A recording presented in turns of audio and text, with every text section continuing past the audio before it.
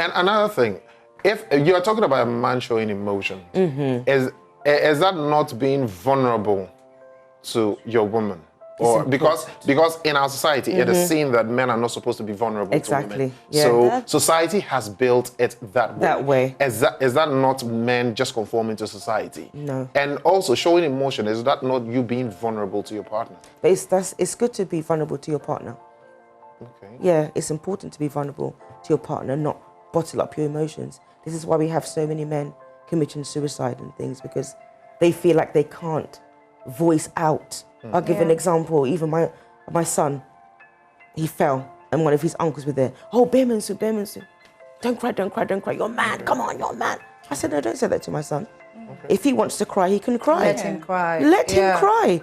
Yeah. Ma, do you see that to be, I mean, an attractive thing? I think Is it an attraction? Yes, I think it's actually one of the points I was also going to talk about. We are humans. And in Africa, we've lived with this thought, like she said, bemensu. When a man expresses his emotion, it's as though they are being, what should I put it? Feminine. Weak. Feminine. Why? I think that we should get to a point where we understand that we are humans and men are humans. Men should be allowed to express themselves. Right now, it's like the only thing that shows that you are a man is when you're out there and you act all tough and you act like you don't feel anything. You don't giving off the masculine energy. Exactly. Yeah. I like talking to a lot of young girls, right? Now, I get this from them, that if a man is soft, if a man shows emotion, we don't see the man in him and we tend to trample over him. Really? Yes, I get that. I get that. Soft in what sense? Soft in showing. That's why I asked. Isn't showing your emotions doesn't not connote you being vulnerable?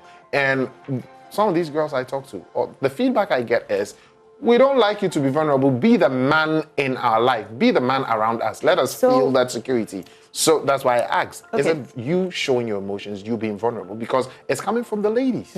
So let me put it this way: we ladies are all from very, very different backgrounds. Okay. If you meet a woman or a lady who hasn't really felt the love of a father or hasn't really experienced a man in their life, and then they meet you, they expect you to sort of how do I put this?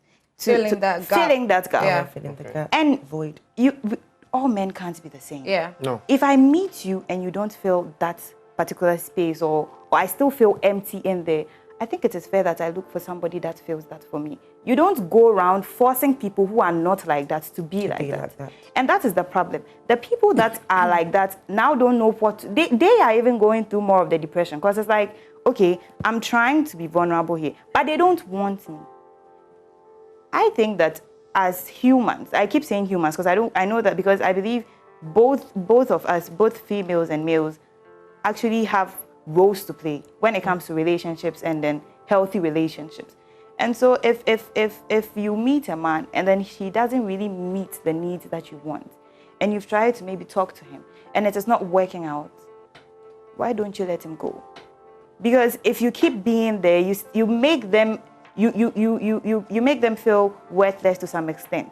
And then they start feeling... they start exhibiting toxic traits and all that. And then you end up complaining as a woman. You're nagging here and there. Meanwhile, you are the reason. You are the cause. To some extent.